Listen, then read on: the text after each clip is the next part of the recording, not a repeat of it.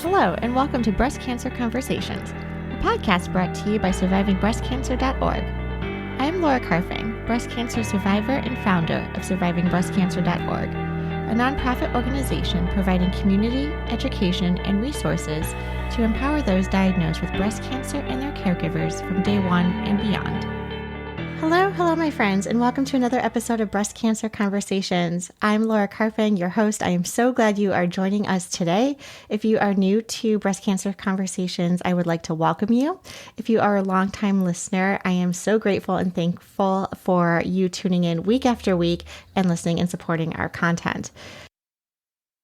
In addition to our podcast, survivingbreastcancer.org offers a variety of weekly education and programmings that are absolutely free to you. So I would encourage you to head on over to survivingbreastcancer.org/events to check out weekly support groups that we are offering for all stages and subtypes of breast cancer. We also have expressive writing workshops, and no, you don't have to be a writer to attend. They're actually incredibly powerful, and I would encourage you to join. We have a book club where we read books that have absolutely nothing to do with breast cancer, and we meet on the first Sunday of every month. So there is a ton of resources to support you from an emotional and well-being perspective as you're navigating a breast cancer diagnosis. So again, feel free to head on over to survivingbreastcancer.org/events. Today, I am joined with Jessica Balidad, a 5-year cancer survivor who transformed her pain into power, becoming a passionate advocate for women globally.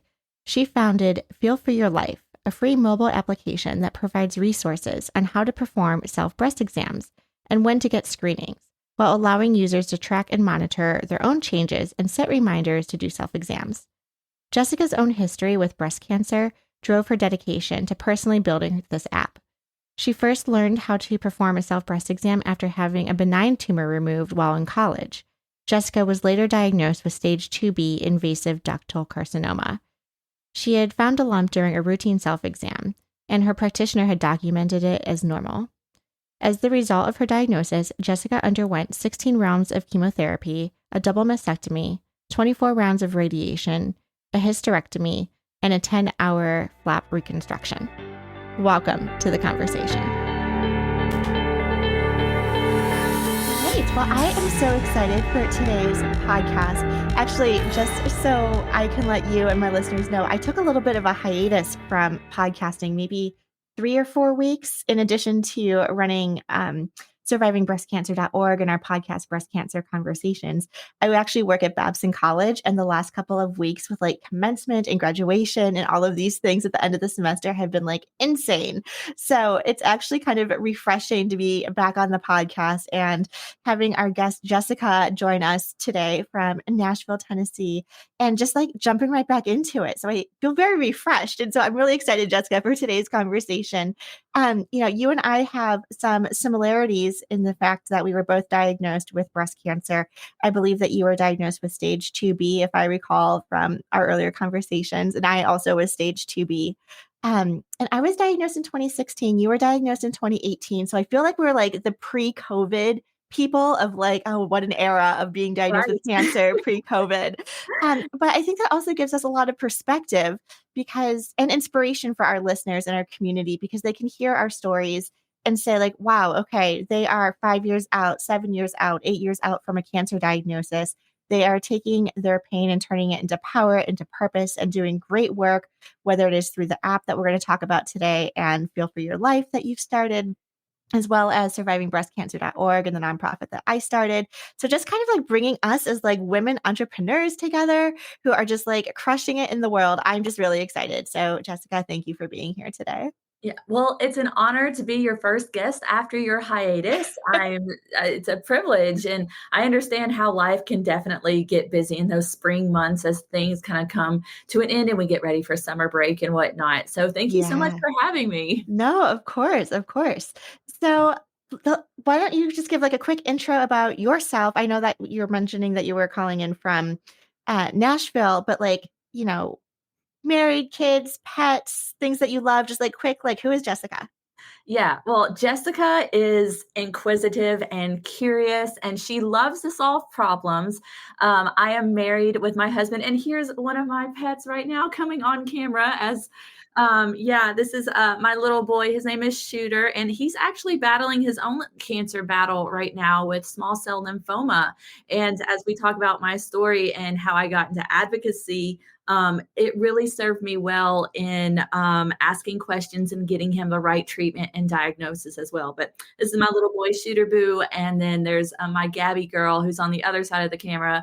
As soon as I turned it on, I became the most interesting person in Oh, the whole yes. house. You Yes. My golden is literally sitting under my desk. So we'll see if.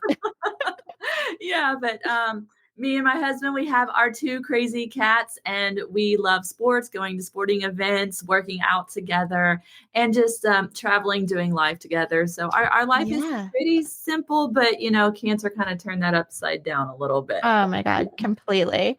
As it does for everybody. And were you and your husband like active and working out before your diagnosis? Yes, I was in the best shape of my life whenever I was diagnosed. Running marathons, lifting weights. We worked out 5 days a week together, Wow. and just I've always been an athlete, and he's been really athletic too. So it's just been part of our lives. And then that's why I was so surprised when I was diagnosed with breast cancer. It was like, boom, I'm like, wait a second.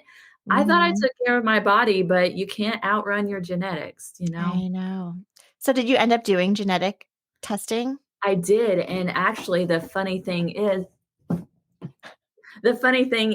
that no known gene mutation has been found Oh, the pets. I love them. They're welcomed. has ever been found in my family lineage. I'm the 4th Okay. generation on my mom's side of the or I'm sorry, on my dad's side of the family to be diagnosed with breast cancer, and no one has ever tested positive for a gene mutation. Wow. So there is a family history. So, but there's no genetic predisposition. Right. 14 women altogether in my family have been diagnosed with breast cancer on my dad's side, no known gene mutation. And it's just been a giant question mark on um, scientists we've spoken with, geneticists, oncologists, primary, the medical community is just like, whoa, like this is pretty crazy. Yeah. Yeah. And, I'm same on my side where there was no genetic predisposition. So I'm just like, how did this happen to me? Similar to your story, I was also very athletic. I definitely want to talk to you about your marathons and which ones you've run. I've started becoming a marathoner myself. Yeah. But just to like, you know, I don't understand cancer. It's like sneaky. It's crazy. It doesn't discriminate. It can show up and happen to anybody, women and men. Mhm. And I just believe, if it's environmental or if it's genetic, like they just haven't found the gene yet, right? Like they're constantly doing discovery in the science. Yeah, I spoke with a geneticist who reached out to me when I was sharing my story once on LinkedIn, and he wanted to just have a conversation with me about my family and whatnot. And he hypothesizes that it may be a combination of genes that Mm, testing doesn't know how to check for yet. Because the way that it was broken down for me is when you go through genetic testing, basically the tester looks at your genes and they look for basically like misspellings. And mm, out of those misspellings, if there are two genes that are misspelled together, it doesn't know to look for that yet. So that was what he's guessing is what science may look forward to in the interesting. future for that. So we'll see what happens. Interesting. And how did you discover your breast cancer? Well, ever since I was 18 years old, I had been doing self exams because when I was in college, I accidentally found a benign tumor in my breast. It was a fibroadenoma, and I had it removed. And it was that experience that put me in the habit of performing self exams. And so, fast forward, I'm 33 years old. I just turned 33. I was performing my routine self exam in the shower. Right side, everything was okay. The left side, I got to about the 2, 3, 4 o'clock position, and I found a lump, and it Wow. was eventually diagnosed as stage 2B breast cancer. Unbelievable. So similarly, I was diagnosed in my 30s. I was 34 as well and discovered my lump myself. Actually, because I started working out and I was like lifting weights and pumping iron and doing all of the things, I actually noticed in the mirror, like when I was like lifting weights, that my pectoral muscles were developing differently. And so it was Wow. actually really interesting that I noticed my left breast was I don't know if it was like shrinking, but it wasn't growing. And then I started noticing like, I mean, I know we're all like asymmetric, but like it Yeah. was actually like more visible and that there was dimpling happening and occurring. And so I was like, I don't think this is normal. And so, really needing to like advocate for ourselves to say like, what we know our body, we know what it feels like and looks like. And then really being able to go to our nurse practitioners and our primary care and our doctors to say like, you know, should we have a mammogram? And especially in your case, Jessica, I'm curious with your family history. Was that easy for you to, talk to your doctors and get the screening to get diagnosed? Actually, it's interesting that you say that because it really wasn't. I saw a nurse practitioner. She 2 days before I found the lump in my breast, I went for my well woman's exam, and I found out that during my clinical exam, she, examined my breast. She actually discovered the lump before I felt it during a self-exam, and she said nothing to me about it because she thought it was normal for me. She's like, "Oh, well, she has a history of fibroadenomas," even though she does have she knew my family history, figured, "Oh, she's too young for breast cancer. This is probably nothing," but did not tell me about the lump in my breast. And so I actually, when I felt the lump, I remember thinking, okay, the doctor just examined me. She would have told me about this. I'm in the best shape of my life. I take care of my body, and I thought I was too young as well. And so actually I did have to jump through some hurdles and hoops and visiting, going back to the doctor and asking a lot of questions and just really confronting them about what's going on in my body and why aren't we doing anything about this. So I really, in my advocacy, I'm really big on helping my friends, family members, anyone who reaches out to me stand up to medical gaslighting. Yeah, 100%. And it's hard too. And we work with so many great like medical colleagues and doctors. So Yeah, this is by no means saying, right. like no Yeah, shaming or anything along those absolutely. lines. And I Mhm. was in that same boat too at 32. My doctor felt something and was like, you're too young, you have dense tissue, this is normal, you might be menstruating, like all of these things. And so not being the expert, I was like, all right, great. I'll just keep going and planning. And then it wasn't until, the body was actually like telling me through like physical changes and the dimpling that we found something. And so I'm just curious too, you were mentioning with your self breast exam, how often were you doing them in the shower? I was doing them monthly, right at the end of my menstrual cycle, whenever, that's what I was told to do, whenever Yeah. your whole body has just kind of reset. So that's when I would do mine. Okay, that's great. And I hear stories too of, when people do like formal self-breast exams versus like in the shower washing with like a loofah or just maybe sometimes just using your hands and like understanding like what your body feels like and kind of feeling things. And I find it so crazy that like these lumps come out of literally nowhere. Like one week there could be nothing and then the next week you're like, wow, that wasn't there before.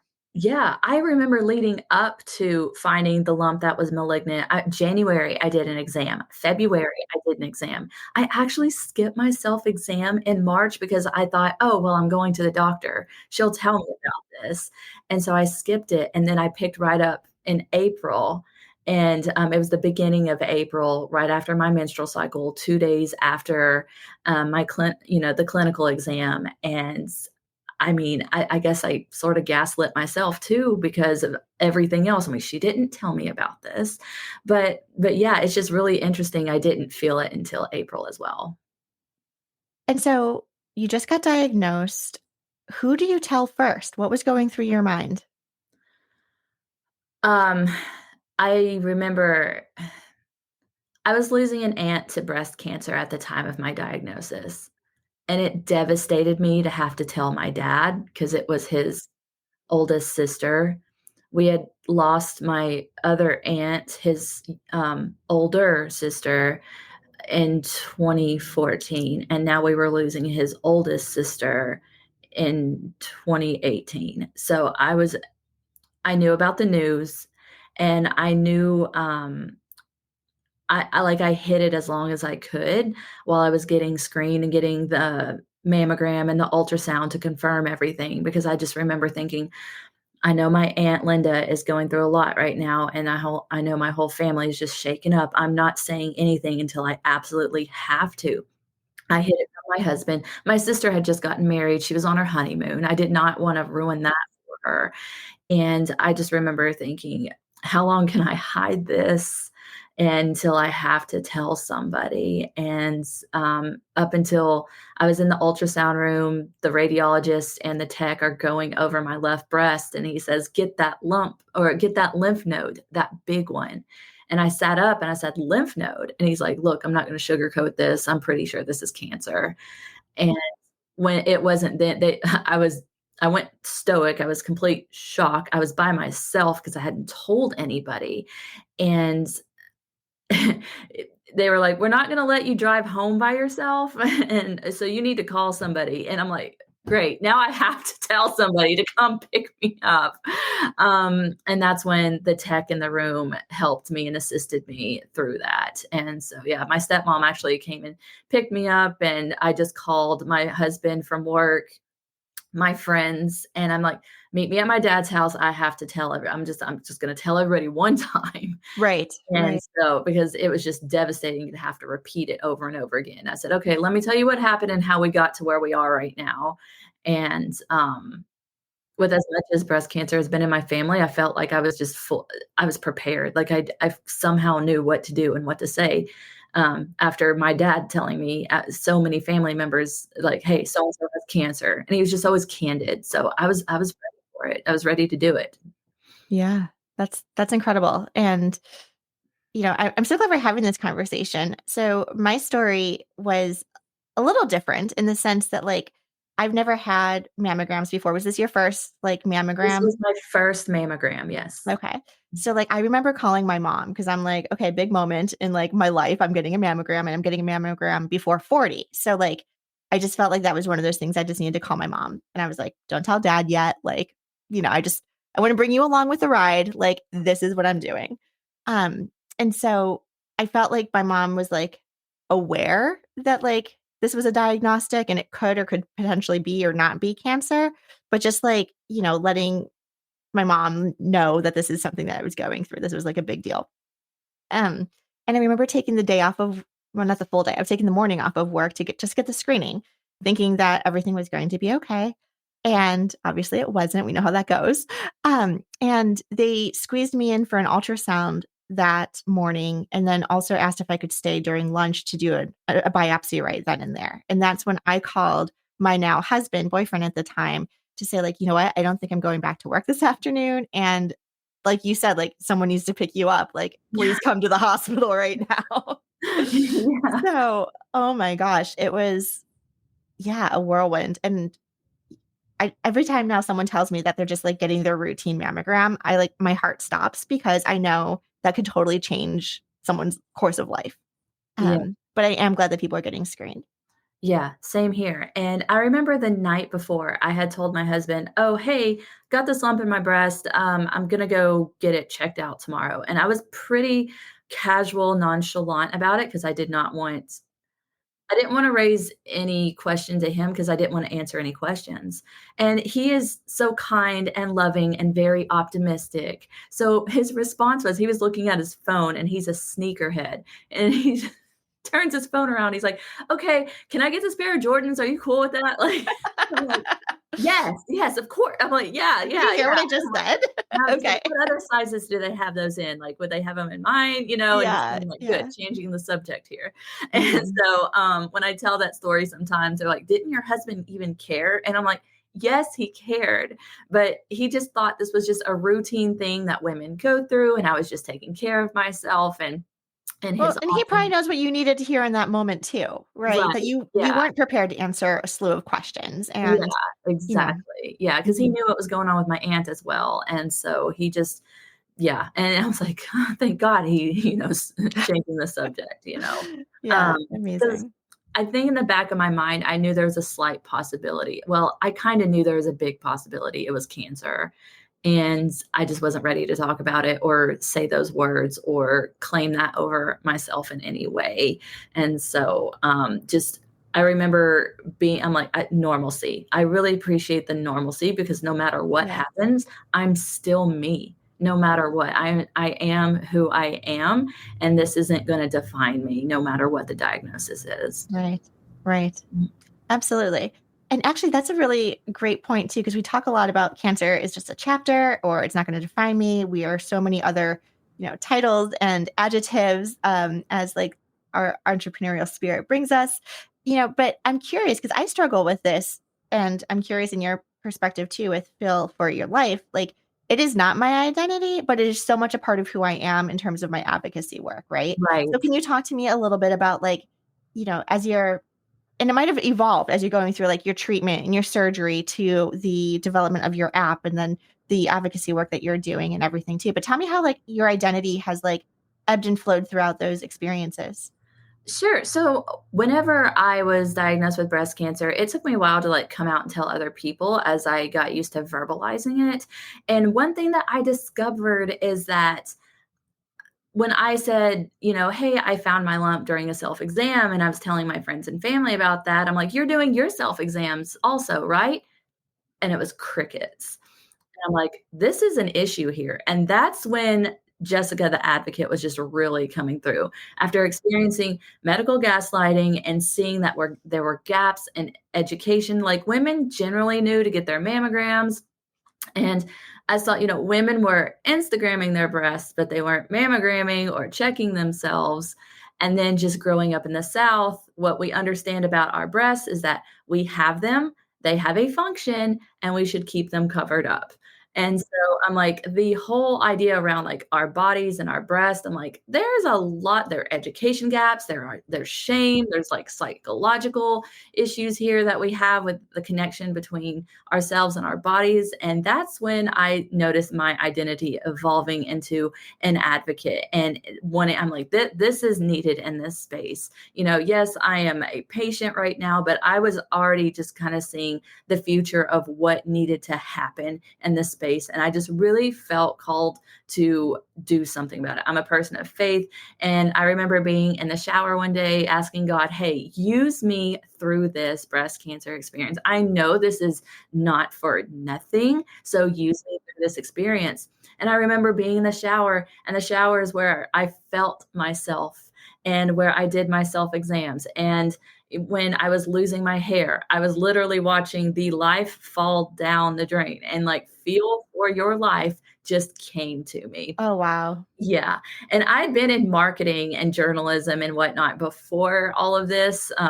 I was working for a psychologist at the time and promoting his brand, and worked with different companies and promoting their brand. So the marketer in me, I jump out of the shower and I'm like, feel for your life. The URL was available. The Awesome. all the social handles in their cleanest form, feel for your life, were all available. I'm like, this is a sign. This is I'm meant to do something with this. And so it became an advocacy platform to talk about my story, and doing self exams and how to advocate for screenings at young ages. And that's when I really turned into this person, like, I really like solving problems in this space. So I often call myself a master problem solver. And I love to, like, as I was, then the pandemic hit, and I really just, my dad has a technological background, and that was something that was instilled in me growing up. So using like technology as a hobby and the pandemic, and I'm like, I love learning about technology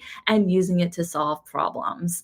And then yeah, so one of the biggest problems during the pandemic, I was working with the NFL at the time on their Crucial Catch campaign, and I had learned that women were missing their screenings because they weren't going to the doctor or the hospital. And that was basically the birth of how I decided I need to create an app, because everybody was on their phones during the pandemic. I need to create an app so that uh, I can show people how to do a self exam, how to show women how to track and monitor their progress, and set monthly reminders. And that's the short version of how Feel for Your Life became an app. Wow. That's incredible. And so the app is available now. Anyone can just go on to Apple or Android and download it. Yep, App Store, Google Play Store, and it is absolutely free to use and download. Amazing. I haven't downloaded it yet, but I'm going to. I'm really excited about that. And so tell me like how you touched upon it a little bit, right? So it's like how to do the exam, but then also I think this really key piece is tracking and monitoring over time, right? It's Right. like the longitudinal progress of just knowing your body. Right. Yeah. So I kind of saw there were a couple of other tools out there, like they would tell you how to do a self exam, where to find screenings. I'm like, this is pretty helpful, but the next step would be, okay, now write down what you found. And I'm like, everyone's using phones. Why? Like, I know people journal and whatnot, and those journaling can be great whenever you're monitoring things in your health. But I'm like, let's keep it all in one place. And so, whenever you create an account within the app, and you do a self exam and you want to log it, I ask you a series of questions that are optional. You don't have to answer all of them. That ask you about what you found, what it felt like, were you on your period at the time, things like that. And so it'll save it right there in the app and send you a copy to your email whenever you're finished. Yeah. So when you go to the doctor and let's say like month 4, you find something, you can go back and check your notes, and then you can go to the doctor and show them your notes and be like, hey, it's all right there in one place. That's amazing. What a great tool. I even think about that too. And I love technology. Also, what we do with survivingbreastcancer.org is like a virtual patient care platform. Like, it is amazing how we can bring tech into healthcare and then also have like a greater impact. And very similarly, like with the app, as long as you have like the internet and a phone, you're reaching people in, rural America, in places that don't maybe have access to like cancer, like research institute, cancer centers, et cetera. And so you're really helping a larger population of people that might otherwise not have this information. Right. Yeah. One of the other things that I love and find with your noble cause is educating the high schoolers, right? So, like, not just waiting until you're like 40 to think about your mammogram, but like, how can we help people understand just health in general, diet, nutrition, health, understanding your family history? A lot of people don't talk about their family history. Mhm. And there's preconceived notions around that. In fact, as a pretty, middle class, well to do, like white woman, we didn't talk about family history in my family. It was just like so and so was sick or not feeling well, but we never knew the details. It was just, mum's the word. So it wasn't until I was diagnosed with breast cancer that my mom, love her to death, was like, here's the list of all of the symptoms and issues on my side of the family that I was now able to take to my doctor. And now my brothers are the fortunate recipients of now having all this health information so that they can advocate for themselves or get screenings for, different things that are prevalent on our side of the family. But I think culturally it plays a difference. Whether we talk about our family history, understanding our bodies, and what you were saying too, to talk about, breast, to talk about female parts of the body, especially if you're going through puberty and you're in high school and it's already super awkward, but you are doing commendable work. So can we talk a little bit about how you're reaching the high schoolers? Yeah, so you made a great point. High schoolers are very well aware of their bodies as they grow and develop. And as that's happening, let's show them how to take care of themselves and screen themselves, just self surveillance as they go into adulthood. So I created the Feel for Your Life Act in the state of Tennessee. I worked with one of my local legislators and we crafted it together so that high school students would require to learn about testicular exams, skin exams, and self breast exams. Because I was 18 whenever I found the first tumor in my breast. Testicular cancer, statistically, from what I've learned, will hit you pretty young or pretty old. And so I wanted, men to be well aware of, what to look for. And then skin cancer. Being someone who was a teenager in the early 2000s, I went to the tanning bed and so I've had moles taken off of me several times. And so I think that's something that teenagers should be aware of. I was in my 20s, early to mid 20s when I had my first mole removed, and I had 3 taken off at one time. And I think just making teenagers aware of what to look for in those areas will help prepare them and make them better equipped and be more informed and more empowered in the medical decisions that they make in the future. That's incredible work. And so from the legislative perspective, is that something that will get built into like the curriculum or That's the how? goal, to have it built Yeah. into the curriculum. And it's not like I'm asking like, hey, let's write a whole textbook on it or even a page. You can have like something put up in the gym or a classroom or a health classroom. Just if it's there to make kids aware of it or teenagers aware of it, I think it's a great place for them to start and get them to be curious about it and ask questions so the conversation can evolve. At Babson, we have this great thing in the bathrooms. It's called the Stall Street Journal instead of the Wall Street Journal. But on the back of the stalls, they have like all of this like wellness tips. I think that could be like another place for just like talking about self exams, knowing family history, understanding risk. Love that. Yeah, So clever. amazing. So, what is on the horizon for you? So, you started this and you've been hard at it for the last couple of years. Where do you see Feel for Your Life growing? So this past month, I actually launched an AI feature inside of the app. I call it Breastfriend AI. And I love what AI is doing right now. Like it's something I had been keeping up with. I saw how AI was being implemented into screenings, into protocols for chemotherapy and cancer treatments. And I thought, this sounds so scary and intimidating to the average person who thinks AI is just a robot who might be around to take over jobs in the future. So I wanted to create something on the patient level to help them build better relationships with their medical provider. So I'm going to be using more AI. With Breastfriend AI, you can take your lab reports, your pathology, and place them into Breastfriend AI. It's going to break down all of that medical jargon and put it into easy, simple terms that you understand. And it's automatically going to spit out questions for you to ask your doctor based on the specific pathology that's in your report so that you can build a conversation together and understand exactly what's happening in your body and how you may need to surveil yourself in the future.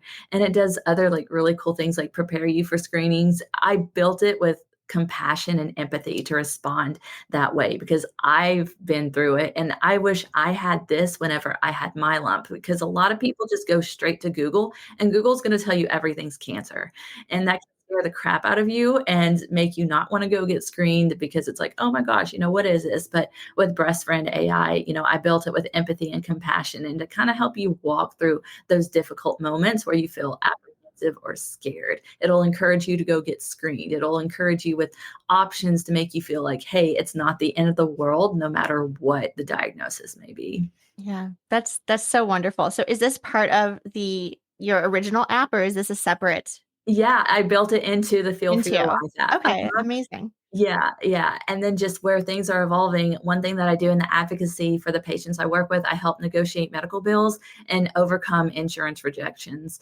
So I'm kind of looking at right now how I can build that into future apps. I've got some things written down right now and some blueprints of what it could look like, but we'll Yeah. see what happens in the future with that.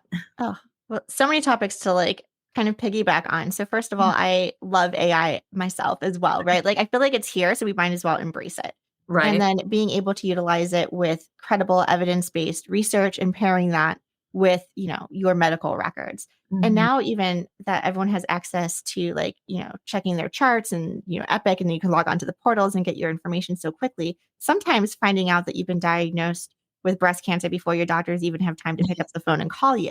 Mhm. So to utilize something like what you're describing is, don't go to Google where you're going to get a whole slew of information, Mhm. the good, the bad, the ugly. But here is, your breast friend AI that can actually help you understand what it is that you're reading.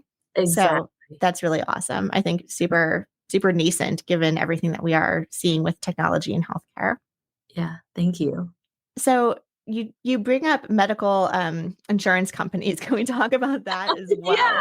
let's So, talk. We'll be oh, here all day now. yes. Oh my gosh. I remember being rejected for a chemotherapy early on in my treatment plan. Wow. And that just like blew my mind. First of all, I was like, how can they decide what treatments I'm getting? And if my oncologist is recommending this, why are they saying no? Right. And so this was the first thing that like my experience like really opened my eyes to like the amount of paperwork our doctors have to do to get us access to these drugs, which I mean, it's a headache. I don't understand it fully. Part of me is like, I want to understand. And then the other half of me is like head in the ground, like, okay, someone else, please take care of this because it's so complicated to Mhm. navigate the healthcare system, the insurance companies. And then knowing that there are even different prices out there. Like my hospital might be charging one fee, a hospital across the street might be charging something else. It's based on the type of insurance you have. Like it is so inequitable. So that is my um speech right now. But like, please, Jessica, like enlighten me. Like, what have you discovered, and how are you helping solve the issue? Sure. So, one of the big things that I've discovered recently is that insurance companies are using AI to automatically reject claims, and they're just getting a doctor to sign off on it. And there are two major companies that have been caught, and they're in a lot of trouble right now, trying to cover their tracks in that. So, we know that it had been happening, and they've just been caught now. So, one thing that I'm telling patients to do, depending on what state you live in, there is a process to go through to get an appeals process, internal versus external, appeal versus, something that may take up to 30 days. What I'm telling patients to do now is ask for the claim file for the for their rejection. And what that is, very much like your medical file at your doctor's office. Your claim file is what you can request from your insurance company to see who's been having what conversations, what are the credentials of the people who are looking at your file and making the recommendations to reject your claims. I know someone in the breast cancer community who had a medication denied by a retired podiatrist. And just being able to look at those things and being able to see, hey, you weren't even qualified to reject this. Now, many times when you have an insurance rejection, you can generally write a letter, either you or your provider, or you do it together. And that may help your case because they don't expect you to always fight it. They expect you to be like, oh no, they rejected it. Looks like I have to go on GoFundMe now or figure out a way to raise the funds myself or stress you out and do something that you may not want to do instead. So sometimes writing that first letter may be effective, but after that, if you're going through the approval process, the 30 days or the 90 days here and there, depending on what state and, the federal guidelines, I'm saying go straight for the claim file and look at the people who are having the conversations about rejecting your claim and if they're even qualified to do so. That's kind of like the fast track thing to do right now. Wow. Yeah. And the Scary when you look behind the scenes. the fact that you even start asking for it, they may trigger, okay, we'll approve it, we'll approve it. So the fact that you even ask for it, they may not give it to you, but they'll go ahead and approve your claim instead because they know they've probably messed up somewhere or didn't follow a procedure or policy by state or federal guidelines. So even asking for it sometimes can go ahead and expedite your approval. Wow. Amazing work that you're doing and hitting on so many important, kind of cancer verticals, right? Like education, Mhm. self-awareness of, doing self-exams, leveraging technology to create your app, having AI to like answer some of our questions, and then now definitely opening my eyes to all of these insurance claims. And so, is there anything you don't do, Jessica? I can't touch my toes. Like, I'm not flexible and cannot touch my toes, so Ah, that's something I don't do. yeah. Oh, amazing. Well, this has been such a enlightful conversation. How do people reach you and find you? I know we talked about Feel for Your Life, so they can download that app. You also have a website. Is it feelforyourlife.com? Yep, feelforyourlife.com. You can also search Jessica Balidad on LinkedIn. I'm super active there and love to talk. Amazing. Also, Feel for Your Life on Instagram, uh, Facebook, all the social medias. You can find me there, of course, too. Amazing. Well, thank you so much for taking the time and then sharing about your advocacy and these great tools that our community can definitely leverage. So, thanks for being with us. Thank you for having me. I appreciate it. And thank you, everyone, for listening to our show. I would like to acknowledge that all of the information on our podcast are from personal experiences and are not a substitute for professional medical advice. You should always contact your medical care team. If you're looking for specific topics or would like to be a guest on our show, please feel free to reach out to me. My email is laura@survivingbreastcancer.org. Until next time. keep on thriving.